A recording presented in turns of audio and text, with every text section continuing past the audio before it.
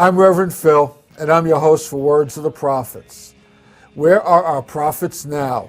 Where are those messages God chooses to communicate divine revelation through? In the past, the Creator has sent prophets like Abraham, Siddhartha, Jesus, Muhammad, and many more.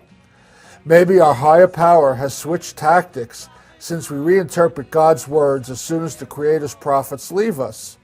Could it be that Spirit talks to each one of us individually and we haven't learned to listen? On Words of the Prophets, our modern prophets show us how to find the internal prophet that is the I Am, and we discuss the application of spiritual principles in all aspects of our lives. Love and light, everybody. I'm Reverend Phil, and I'm your host for Words of the Prophets.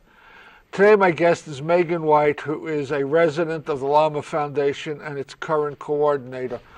Welcome to Words of the Prophets. Thank you. Glad you are here. Today's prophetic topic is, and this is going to be a subject that we're going to keep addressing more and more with this show, and it's about how do we get along with one another. So today's prophetic topic is, nobody is going to tell you that you're wrong. Wow. And this comes from a speech by Lama Foundation founding member Asha Greer and can be found on a 1996 video titled Rising from the Ashes. I'm assuming they could get that through the Lama Foundation too? They could at least contact us about it, yes. Okay, and we'll give you contact information. We'll tell you what else is available there a little bit later on. So the entire thought reads as follows. In some way, the Lama Foundation is primarily an American place in which the whole point of this country, people came here for religious freedom, being able to congregate together, to do Shabbat, to do Mass, to do Sufi dancing, to sit alone and sing, to turn in the middle, for children to play in, for musicians to be able to play and tune their holy selves. In the prayer room, which is the Lama Foundation's meditation room, where people can find a silent space, which is like a beacon of hope, to go into that prayer room. And there have been so many people who have sat there from so many different disciplines. You do not have to be a Buddhist, you do not have to be a Christian, you don't even have to believe in God.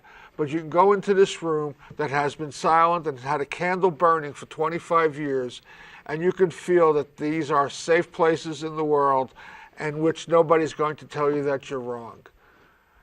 So we're going to get into that because there's too much going on in the world right now where everybody's wrong and nobody's right, and it ain't working.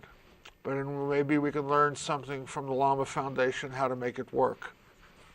Before we get there, Megan, how does a person like you, like anybody, well, what's your story? How did you wind up at the Lama Foundation?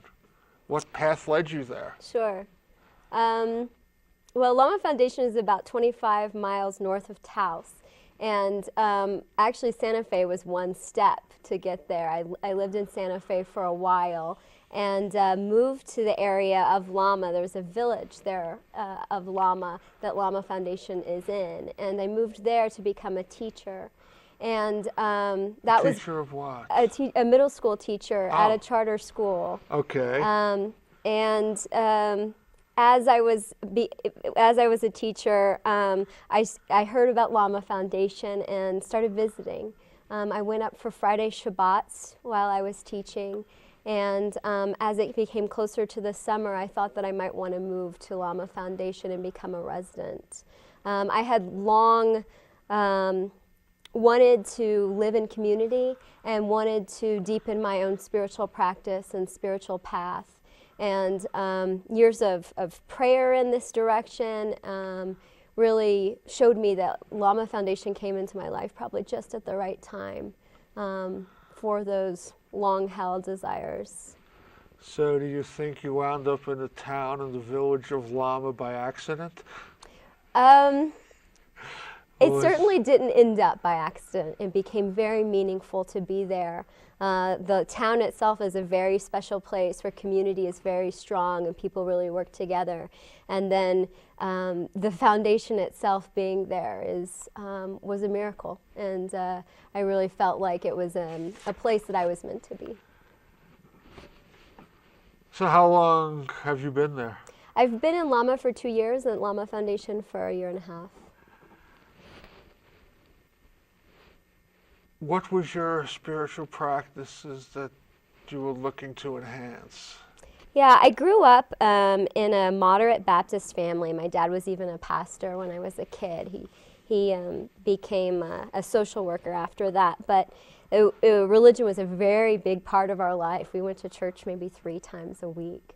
And as I, like many people, as I got older, I questioned many of the doctrines and ideas of the Christianity that I grew up with, while also appreciating many aspects, the aspect of community in particular that the church held. But I went to a wonderful college. It was called, it used to be called Friends World College, and now it's called Global College. And is that a Quaker? Yeah, it was founded by Quakers, and around the same time the Lama Foundation was, late 60s, 70s, and for world peace. And the idea of the college is that you live abroad, studying cultures and the areas that you live in from faculty native to those places. And so I participated in a comparative religion and culture program during that time, and we lived in 4 countries in a year-long period and studied the religions and cultures of those places. Can I ask you where? Sure. Japan, India, Israel, and Palestine, and then a little time in Thailand and Nepal as well. And Wow. so that really especially was a very awakening experience for me to really dive deeply experientially and in terms of studies into the world's religions. It really helped me see that all religions have beauty and truth in them at the same time as ugliness and parts that humans take control of to manipulate. And so it actually helps that experience, while it actually created some amount of distance with for me with Christianity, and that I didn't see it was the right way or the truth or anything like that. It also helped me create peace with Christianity, because I saw that other religions too had ugly, difficult parts. So in Japan, what did you study, Shinto? Shintoism and Buddhism. We also studied Confucianism and Taoism, as those had really influenced Japan from China. So we studied kind of the whole Eastern Asian,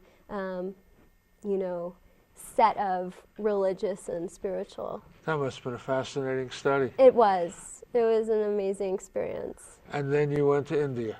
And then I went to India, right, and studied Hinduism, Islam there, and which is very unique, than Islam in different places, and Jainism, Buddhism in its beginning. So we went to Bodh Gaya and places like that, and then we went to Israel and Palestine and focused there on Islam, Christianity, and Judaism. Fascinating. And I had the experience. So you were perfectly trained to be the coordinator at the Lama Foundation. Well, even more luckily, about 4 years ago, I got to go on the same program I had been a student in as an administrator and teacher. And so we went to, for that time, Taiwan, Thailand, India, and Turkey. And so I got to have the same experience 9 years later, but this time as an adult and teacher and administrator. So it was kind of perfect. It really does fall right in line with Lama Foundation's, mission statements and practice. And, I mean, it's my own thing, but as you're relating all this, I sense this total divine synchronicity. Yes. I mean, your whole path has been laid out to right here, right now, to get you here. I don't know where it's going to take you. Sure. I don't bring my crystal ball with me, but, I mean, I find that fascinating. It does seem true. It's funny how it doesn't always make sense in the moment, but in hindsight, you look back and, yes, you see the synchronicity that couldn't have been planned by me. Exactly. So let's talk a little bit about the Lama Foundation. Can you fill us in a little bit of the early history? Sure. It was founded by a couple, so Steve and Barbara Durkee, later their names changed, and then Jonathan Altman. The 3 of them really put the vision together practically, as well as in terms of the mission of it and its future. And they founded it in 1967. I think the paperwork was finished in 68. And very early on, they began retreats for the residents themselves. At this point, we actually focus on retreats for outsiders, but very early on, they held retreats for residents, and I think by early as 1970, Ram Dass was conducting a retreat there, and many others from there on who are very well-known spiritual teachers by this point led retreats at Lama Foundation. It was, at that time, it was really the only place for non-Christian spiritual leaders and teachers to come and teach. It was, at this point, there's all kinds of places, all kinds of retreat centers and institutes that have been created. But this was really, at that time, a very unique place that would really host with openness all the incredible offerings that were coming at that time into the United States. You're talking about a lot of people, and I know that I just found out when you brought it with you earlier today that there's a book with the history and pictures. Can you hold it up Sure. and we'll take a picture of it, just people to see? I mean, Yeah. I was glancing through it, and the pictures and the names and the history is so spiritually rich. It's a great book. It's mostly photographs, but a narrative as well that Ahad Kab put together, and it is just fascinating. It's a rich source for anyone who has ever been to the Lama Foundation or is interested in it to really understand kind of how this place came into being, and it certainly tells a lot of the dramatic parts of, you know, fascinating, difficult community drama, but it also shows the very mundane parts of very practical labor that had to happen to make this place exist. How many people are in residence? Currently, it's a small group. It's just 8 of us. We're a very young group, mostly 20s and 30s, and so a lot of energy and new visioning is happening with a lot of respect for all the inheritances we have as well. What would you give as an example of new visioning? Sure. Well, it's certainly embedded in the long-term vision of Lama Foundation, sustainability and permaculture in particular are really something that is very important to the current resident body, and a place that we're trying to put more resources into steadily, thinking about how we can become more sustainability, how can we grow more food, how can we meet more of Lama's needs. Was there an actual charter for the foundation when it was originally founded? I mean, what was the, I mean, that's still being followed, I'm assuming, and the guidance it gave was to just be open to everything? That's right. A lot of there's a new mission statement for sure, but it really is rooted in the first intentional mission statement, that is of openness to all spiritual practice, respect for all traditions. There were a few guidelines too that people talk about. Daily meditation is one of them, and we continue to have daily meditation at Lama. As a group? Yes. First thing in the morning? Yes. How nice. Yeah. On the mountaintop. Yeah. Oh, I love it. We have a beautiful kiva prayer room, and we hold meditation in there in the summertime, and then as it gets very cold in the winter, we move into a space that has wood heat. And so we meet in there as a small resident circle. And then in the summer, when we have lots of retreatants, we might have as many as 50, maybe 40, 50 people in that small kiva prayer room. That sounds like you could hold a lot of people there. Yes, I mean, it used to be as many, the retreats would be as many as 200. At this point, most of our retreats don't go beyond 65 people, but for Visitors Day, Opening Day, and Closing Day, which will come up this summer, we often have about 100 people. Wow, I'm going to come. What day is Visitors Day? We have 3 Visitors Days in the summer, and our first one, Opening Day, is at the end of May. I believe it is Sunday, May 29th. Is yeah, that? it is. I can check. Okay. That is. The 30th is a Monday. Okay, perfect. Because I record on Mondays, and I know I'm off that Monday. And everyone's welcome. It's a great time. There's a free lunch, and we hold dances of universal peace and give tours. So it's a really great time for people who don't know Lama Foundation to come just for the first time to just get, your feet wet. How cool. Yeah. I don't want to get sidetracked on me here, but it's easy. I mean, I love the concept and the precept. Let's talk a little bit about what is a retreat. Sure. Like I said, it's changed a little bit at Lama Foundation over the years. At one point, it was really for residents, and that was when Lama Foundation used to be more financially sustainable. As it's become a nonprofit and has needed to, it can't rely on the earnings from the Ram Dass book, for instance, Be Here Now, that was published at Lama Foundation. We've really focused our summers on serving retreats. And so all throughout the summer, mid-May through September, we hold a variety of retreats for people from all over the world to come and deepen their spiritual lives through those retreats. Our retreats tend to be spiritual focused in one way or another. Sometimes they can be something like 5 Rhythms movement that we'll have this summer, which is a spiritual work through movement, or Women Singing in Circle, which is spiritual work through singing. Or it could be meditation retreats, like we'll have a Sufi Sesshin retreat, which is silent sitting and dances. So somebody who wants to come for a retreat, are they required, so to speak, to match their particular spiritual practice and interest to the retreat that's being offered, or can they come and separate themselves from the rest of the activities? Well, if they want to come as a retreatant, they'll want to probably choose a retreat that fits them, whatever that fit might be, whether it's just to see what it's like, to challenge them, who knows, or it's because there may be, you know, a practicing Sufi that they choose that retreat. But if you want to come as a visitor and be there at the same time as a retreat, that's also a possibility. And then you're instead of integrating into the retreat, you would integrate into life at Lama. Let's talk about that.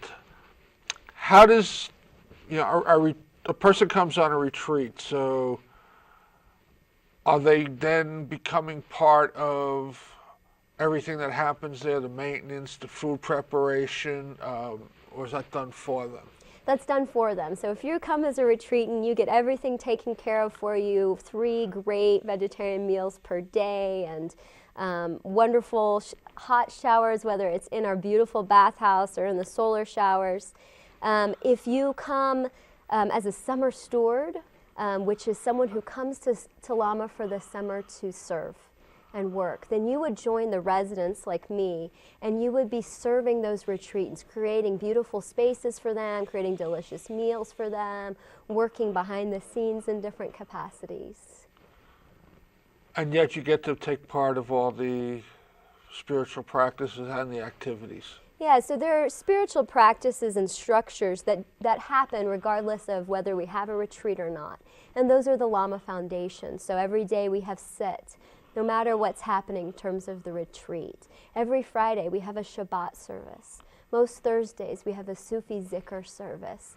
At least once or twice a month we have some special spiritual practice that happens, whether like last year it's a Kandanama, which is a Hindu practice, or I think this year we'll probably hold a special series of teachings before Ramadan. So those who want to practice Ramadan will have teachers there and support for that. So we have all kinds of different practices that happen that are just totally independent of the retreats. And retreatants can be invited to join in, or they may not want to. Who facilitates like the Shabbat, or who facilitates the Zikr? Yeah, one of the really great structures that we've inherited is called the watch system.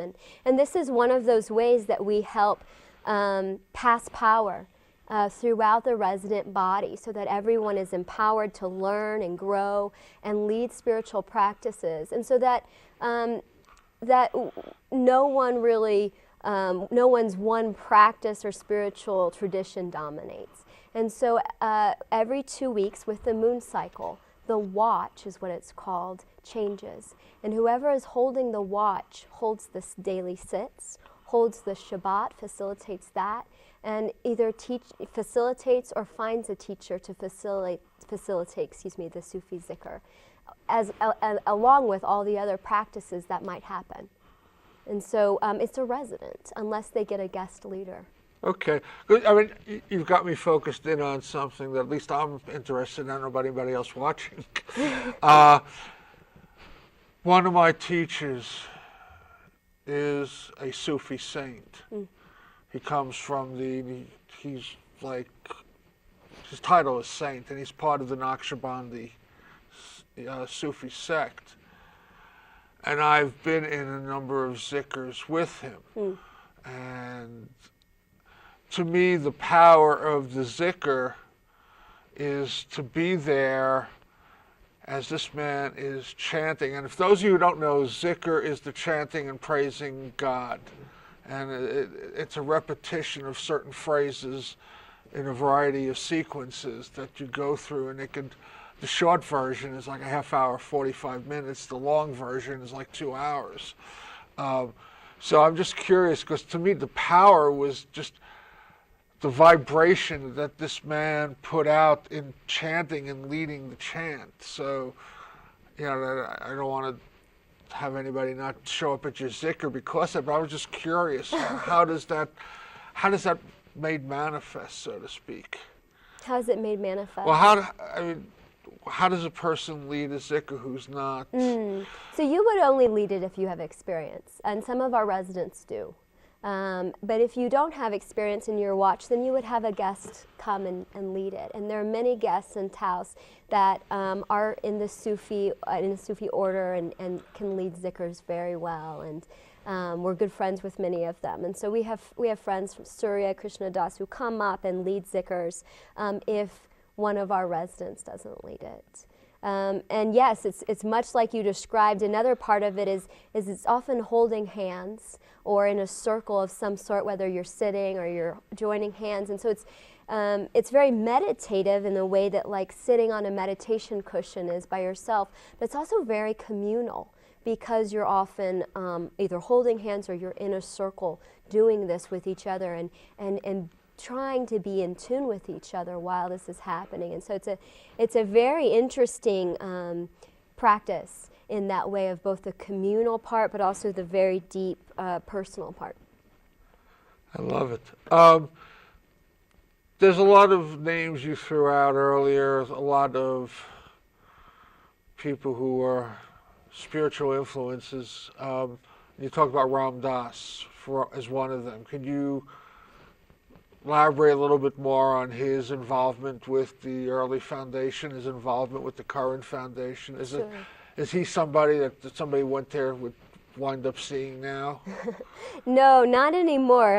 I think that he's pretty much in Hawaii and doing his thing there. We did actually. A lot of us got to be involved with a video. What are those called? Video cast through the internet, through Skype with him. For his 40th anniversary of Be Here Now this past summer. And so that was really fun.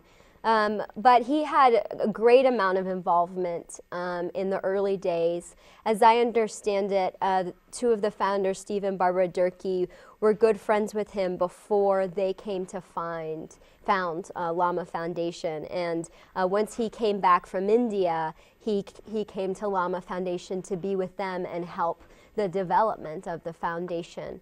Certainly he's most famous for Be Here Now, which was published there, and it was very much a cooperative endeavor, especially between Steve Durkee and Ram Dass, but many people who were living in Lama Foundation, who were often called beings, so Lama beings, drew a lot of the artwork, created a lot of the artwork for the book Be Here Now. And so it's been a very important legacy for Lama Foundation. We continue to make flag printing of the artwork from Be Here Now. We continue to sell the book. We still receive parts of the royalties from the book. Well, that's good. Yeah, and so it has definitely influenced us and continues to be the reason why many people come to Lama Foundation, because they hear about it through that book. You talk about the printings. When I did a radio show with some folks from the Lama Foundation years ago, they gifted me a little flag that said "Remember." Oh, great! Is that from the book? Yeah. Well, yes. And even much larger than the book. It's really considered like a motto of Lama Foundation, and to help us remember who we are, how Spirit moves in our lives, the divine in each other and in all our activities, how to make everything a spiritual moment. So how do all this diversity work? How do you all live together in peace and harmony? I mean, we want to share this with the world. The world is in need of peace and harmony. What, if you, I'll, whatever it takes, 5 or 10 minutes, whatever you want to talk on it. But I mean, if you were here to give that one lesson to the world, this is how we found that this works, what would that be?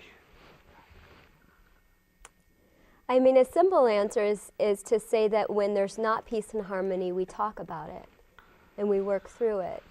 One of the great things about the structures that we've inherited is that there are a lot of structures for processing difficulties and processing differences. So, for instance, you were pointing out how the synchronicity of my experiences may have moved me into the Lama Foundation. Well, that's true with the Quaker part too.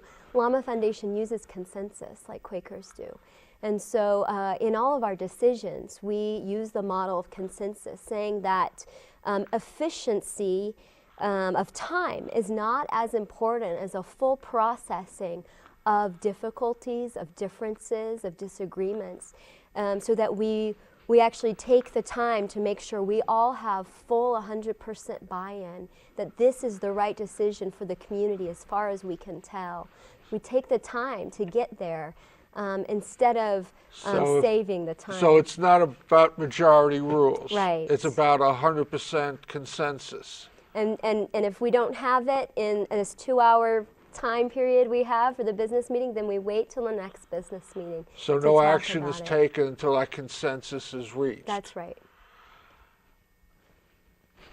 Beautiful. Let me be the naysayer. What happens in a crisis? Is there a crisis, and then what happens? Right.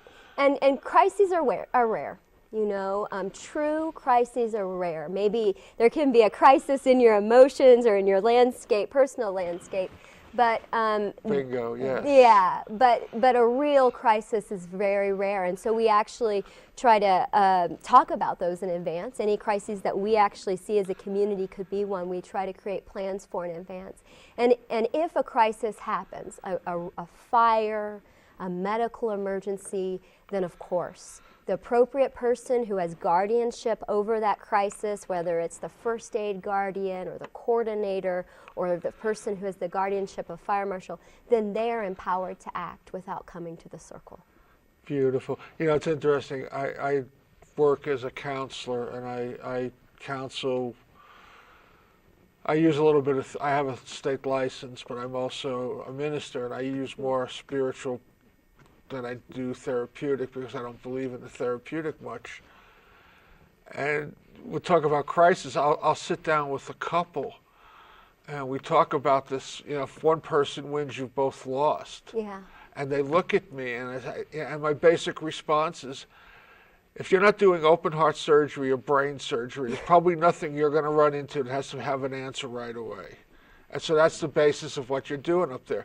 Now you talk about, let's start with you. You're coordinator. What does that mean? It's funny. I think to the outside community, it means more than it does for our resident circle. Because we use consensus, because of the way that we work, it doesn't mean that much, except for I do some extra coordination for our circle. So you get drafted to come down here.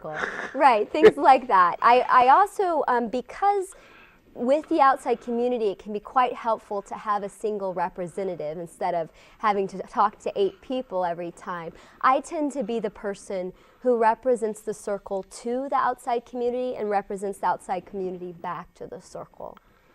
So you kind of bring the stuff to them that they need to address, and whenever there's final resolution to it, you will coordinate or communicate that to whoever needs to have it communicated. Those kinds of things. And the Lama Foundation has other bodies, deliberative bodies, besides the Resonance Circle. We have, in particular, our trustee body, but we also have continuing members. And so the coordination also happens between those other really important bodies. Most of them are made up of former Lama Foundation residents. So they can have a say in the ongoing guidance and direction that the foundation is going in. Yeah, the trustee body has got a guiding role, just like you were saying. Not so much a decision role, but a guiding role, advice. The council, the continuing members as well, but we also have another body, the Lama Council, which is made up of all three of these bodies, trustees and continuing members and residents, and they have deliberative decision-making power over long-term decisions and any decision that's over the expense of $5,000. Beautiful structure. So let me take you back to your journeys as a student and then as a teacher. What lessons do you see? I mean, is this the full lesson that the Lama Foundation is practicing now that's missing out in the world? You know, because you made and I'm not going to quote you verbatim because I can't, but the way I interpreted what you said was, well, you got to see the beauty and the flaws of all the religions. So let's talk about the flaws. What applications are missing that the Lama Foundation practices that some of these religions are not practicing? Well, I would say that it's not so much the religions aren't practicing as much as particular aspects of some of the religions, you know. Okay. And I would say even more than the religions aren't practicing is that we're not practicing in our political structures, you know, in our educational structures. And that is, again, like I said, this consensus style of decision making. Maybe we can't go as far as consensus in these other organizational bodies of religion or politics, but something more inclusive.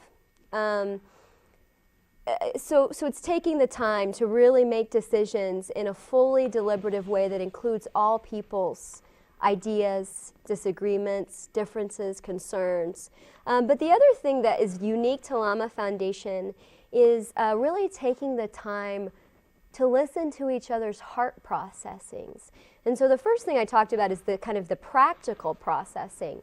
But one thing that's very unique to Lama Foundation in my experience, and I wish my schools had done it where I was a teacher, is that every day when we start together, we start with a meditation, but then after that, we have a practice in tuning together.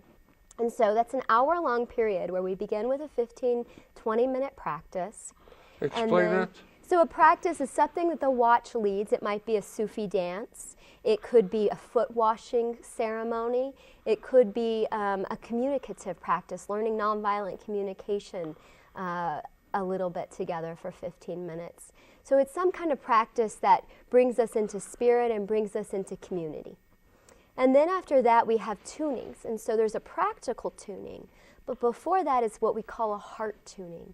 And heart tuning is a really important part of Lama Foundation because what we do is we go around in the circle and each person tells how they are feeling that day, where they are emotionally, spiritually, what's going on for them. And in that going around the circle, not only do we tune with each other, knowing better where each person is and where this person might have sensitivities and that this person might have extra energy today, we actually, through that process, get out of ourselves a little bit. We realize that everybody's experiencing something deeply today and that everyone has a hard time sometimes and everyone's on top of the world sometimes. And so through this practice that we have every single day together, but then we also have very deeply together Wednesdays. We have Heart Club, and it's a much longer time of the same thing. Through this practice, we really see the humanity of each other, and we really are more awakened to each other's vulnerabilities and rawness. And in this kind of practice, we actually are better able to touch our own vulnerability. And by really exposing ourselves to each other, not in any kind of unhealthy way, but an exposure that's very self-accountable and human, through this outlet, we really learn to accept ourselves and accept each other in all of our kind of ugliness and beauty. 2 questions. In order to do this process, I see 2 things that are required, and I'll let you address them in any way. One is there needs to be some form of consistency within the group body so you build that trust. Yes. So one of them is, if somebody becomes a resident, then obviously they probably have free choice. Is there a length of stay that they are committing to? 1 year. 1 year. And then the second question becomes, I'm the newcomer to this group. The other 7 people, you've been together now 10 months, and I'm brand new. Do I get assigned a mentor to ease me through the early process? Right. No, those are good questions. So what happens is in the summers, we invite people to come and be stewards for us and with us, serving Lama Foundation with us in the summer. And if you want to become a resident, that's the process to become a resident, is to come first in the summer as a summer steward. And you see if it's a good fit for you. The resident body sees if you're a good fit for Lama. And if that's the case, then there's just one time a year that we take in new residents, and that's in the fall in October. Okay. And so we have that one consensus period where through the consensus process, we create new residents. And so if you want to stay a 2nd year, a 3rd year, a 4th year, through a 7th year, you would go through that process again. But if you're a steward and you want to come for the 1st year, then you would join in at that time. Is there a maximum stay? You said 7th year. 7 years. 7 years is the maximum. Yeah. And then you just kick them out into the world, huh? Yeah, hopefully with support, hopefully with a lot of tools that you've learned through your experience. Well, I mean, what you're doing is so beautiful. I mean, I hope the people who are watching this show, and I don't want to get too preachy here, but are taking notes. I mean, the system we have is not working. Read the papers, turn the news on. It's not working. I'll get into that another time.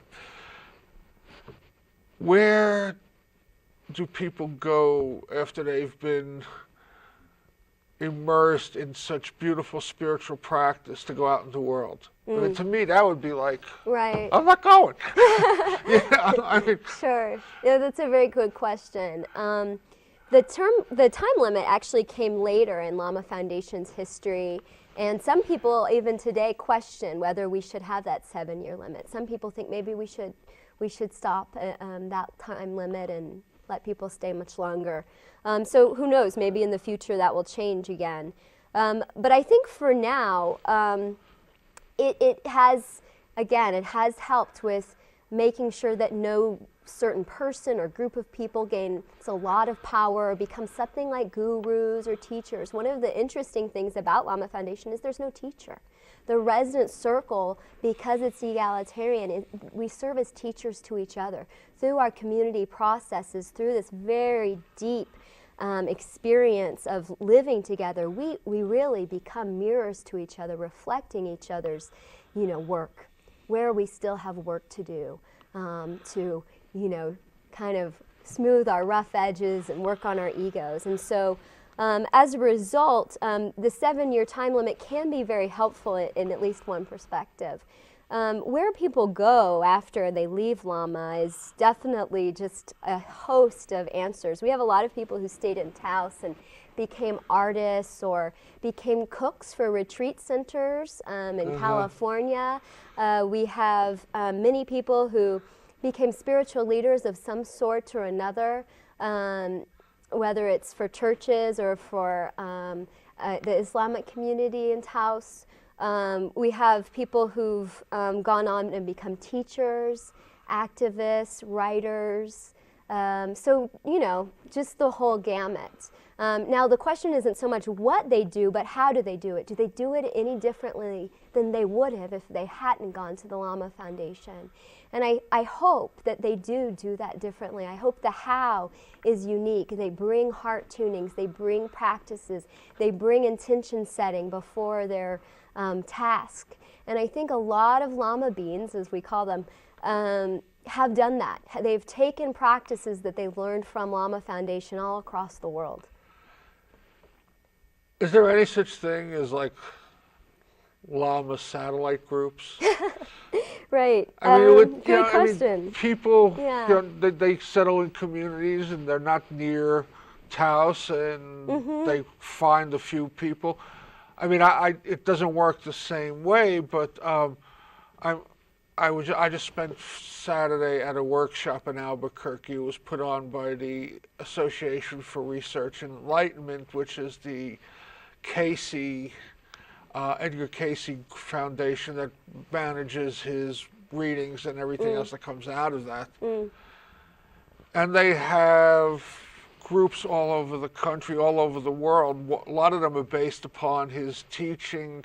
There's a series of readings he gave that's called The Search for God, and it's 23 lessons that it took the original group 11 years to complete. Wow.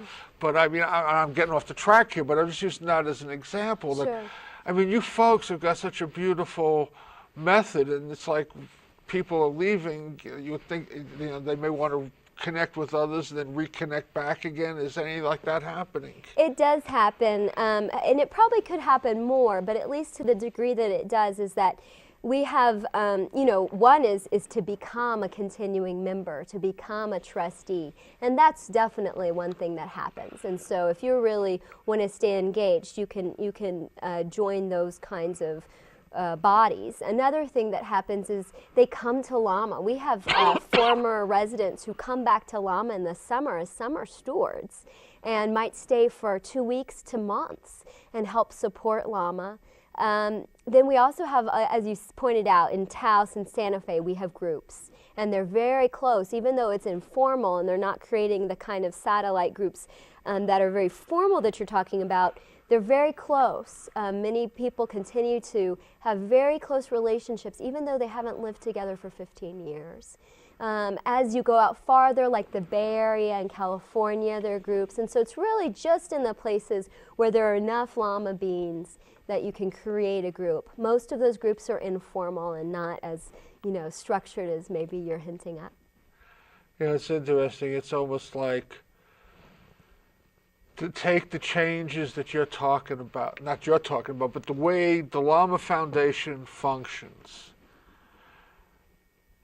It would almost be a contradiction in terms for somebody to want to go out and implement them in the world. It's like, it almost, to me, it seems like contradictory. Like, I don't want to become part of the power structure, but I would need to be part of the power structure to introduce and institute these changes. Sure. Well, I mean, if you start small, like at your own workplace, or if you have like a little club that you're a part of or something like that, that would be a great place to start, to say, let's just start with an intention. What do we want to do together today? Or let's start with a moment of silence. Let's start with just going around the circle, just the four of us who are working together, and just saying where we are, what we're bringing with us. Do you folks have a book, like a guidebook to how to do this? We've been thinking, at least I've been thinking about creating something like that. We don't, actually. It's kind of funny.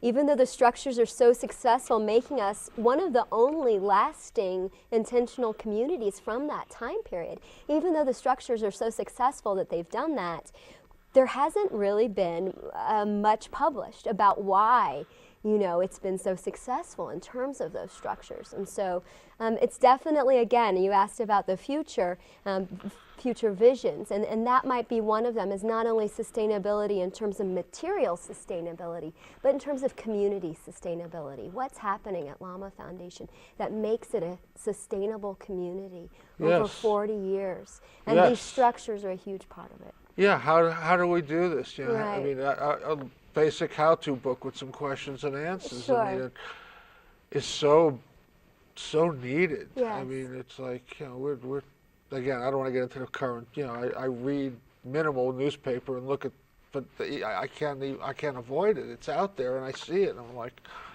we're just going in the wrong direction. So yeah, for whatever my vote is worth, I vote for the book. Great. It would probably be a small, modest thing, but maybe we would be able to do that.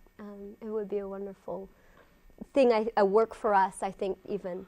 Well, I think it needs to be exported, and you've got a wonderful method, and it's.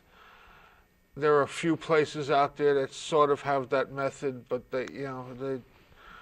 I think it needs to get reinforced. Thank you. So we talked about the original influence from the Quakers. Was there actually originally a Quaker on the original founding team, so to speak? Not that I know of. I've never heard of that. I'm not really sure. I mean, what I've heard is that in the beginning, the consensus was a little fuzzy, and then it's actually took some time for it to be a true consensus. And so even in Lama Foundation's, long history, there have been times where consensus was more deeply held and times where it hasn't been. And so that's part of the reason, again, why some of these other structures and time limits came up to support it. But we are definitely at a time where consensus is maybe the most deeply respected and held tradition for Lama Foundation in its history. Our circle really believes in it and has full understanding of why it's so important. We're getting down to that period in time where I start making some announcements. Oh, okay. I'm going to do that, then after I make a few short announcements, I'm going to turn it over to you. I know it's been flashing, but you can tell people a little bit again, the different ways they can connect and how to make contact and some of the things that they can obtain through the Lama Foundation. Then we'll come back with a little parting thought. Great. So, first off, I want to get into a real rant on this, and I'm holding myself back. But the reason I do this show is public access. This is for you folks. This is, I believe God's will for me is to carry a spiritual message, and we approach that from a variety of different ways, from personal practice to group dynamics. And today is the epitome of group dynamics. I mean, I don't want to be a naysayer, but the world we're in is in pretty sad shape. And I think some of the revolutions we see going on around the world, is reinforcing that. People are getting tired of not being heard, not being honored, not having their spirit honored and recognized. And, this show is about spirit. I don't think that we really heal without a spiritual component, that we cannot solve our problems with the same instrument that creates those problems. So, get out of your head and get into your heart and let somebody guide you, and that's what this show is about. So, if there's things you'd like for me to address on the air, there's shows you'd like to do, if there's something that you think you have to add to the show, you'd like to be a guest on the show, contact me. Public access. You're part of this. It's not just me. It's not just my guest. Without you being there, we wouldn't be here. So, love to hear from you. Also, along the same lines about how I approach things, I am a counselor. I call myself a spiritual counselor. I'm a state licensed counselor as well. I just don't particularly believe too much in that modality. I try to blend in the spirit with the therapeutic. They have components that work together, and I believe I've been guided to use them in a fashion that I believe works if you work it. So if you have a problem with life and you think that maybe what you've been doing isn't working, and you're hearing something here that says, well, maybe that might work, call me. Be happy to talk to you. My services are on a donation basis. I do not charge. God takes care of me, whether it's through you or somebody else. I'm always taken care of. So you don't need to worry about finances, especially in times like this when finances are difficult. Next week, we're going to have a good friend, Peg Durkee, who is think it's about 35 years now, she has been a practitioner of the Course in Miracles. And we're going to talk about the Course in Miracles and what that's all about, what it teaches, and everything around that. So tune in next week for that show.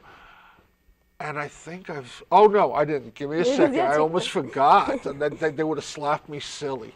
My good friends up at Unity Santa Fe, which is 1212 Unity Way, have an event coming up on Saturday, March 5th. It is from 1 to 3 p.m.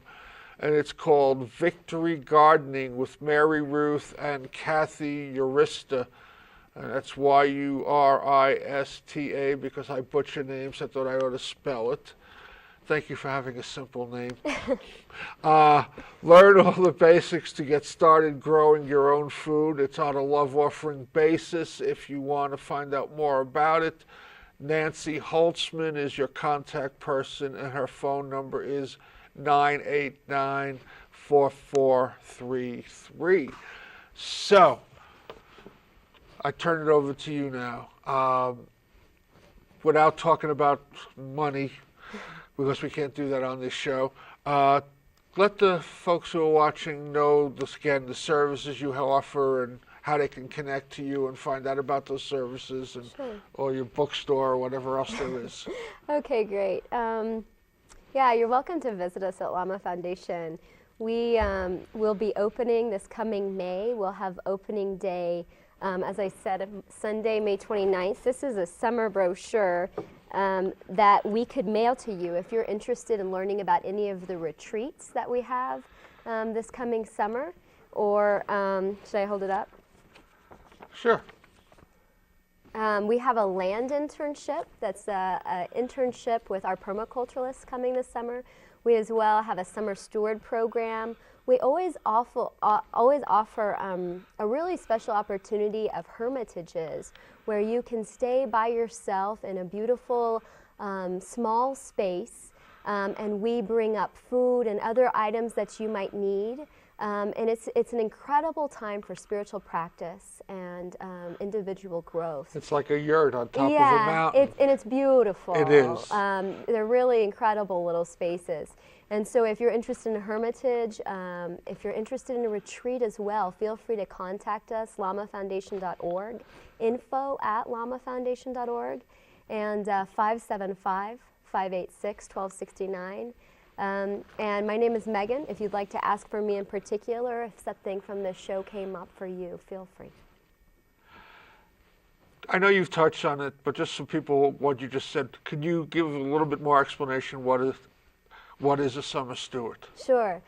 Summer stewards come and join the resident body to do a lot of the work of Lama. And the reason why I put work in quotes is because Lama asks us to turn work into spiritual service, transform it into karma yoga for ourselves.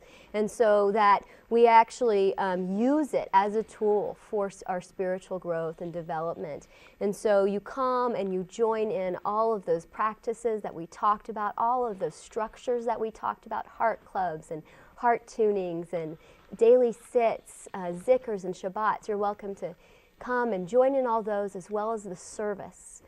For the summer, we're open from mid-May through September, so you can come as long as that whole summer and join in with that work. And if you're interested in residency, you're welcome to apply for that and stay longer. If you email, if you're interested in the summer stewardship program, you can email steward@lamafoundation.org. And it's a great opportunity.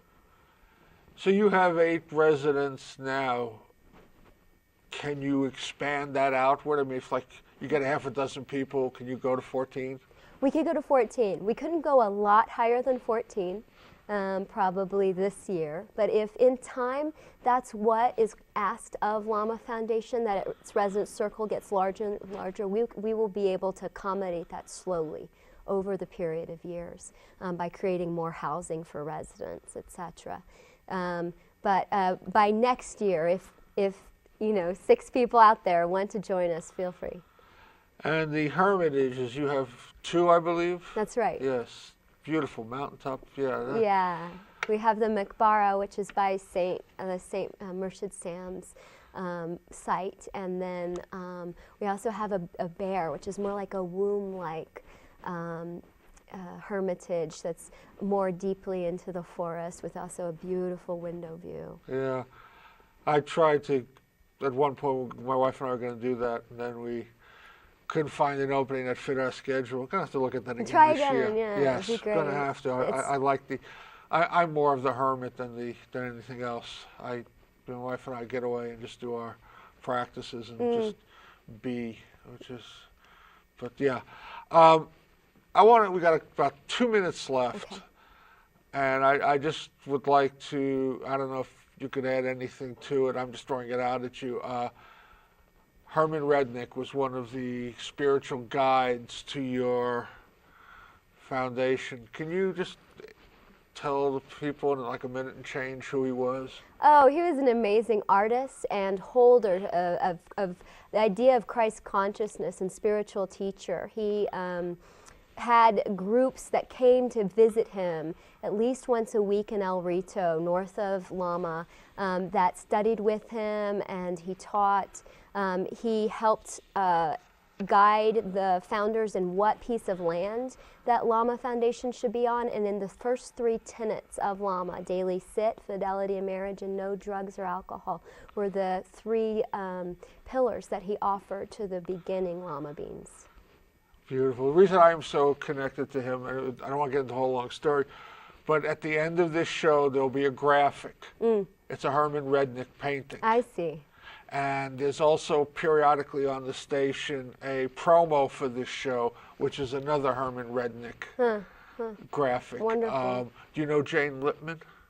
The name sounds familiar, but I don't think I do. Jane was a disciple of his. She lives in Tasuke right now. She was actually with him when he died. Oh, wow. She has a collection of his paintings, and she allowed me to photograph them and use them because they're her own private collection, as opposed to the Herman Rednick. There's a foundation. They're publishing a book. He has something in the neighborhood of, I think it's like 300 and some odd paintings and like 1,500 meditations he's created. And they're putting them in 3 books. The first book has been out for a while. I don't know if the second book ever came out. I'm getting the signal. We're running out of time. Megan, thank you so much. Thank you so much, Reverend Phil. Carry the message. You folks do wonderful work. Thank you. You as well. Thank you. Thank you all for tuning in. Blessings to you all. Take something away from this show. Try to put it into your life. And remember, you don't let God in, you need to let God out. And we'll see you next week. Love and light, everybody. I'm Reverend Phil, and I've been your host for Words of the Prophets. Thank you for tuning in. Please join me again next week, same time, same channel, for more Words of the Prophets.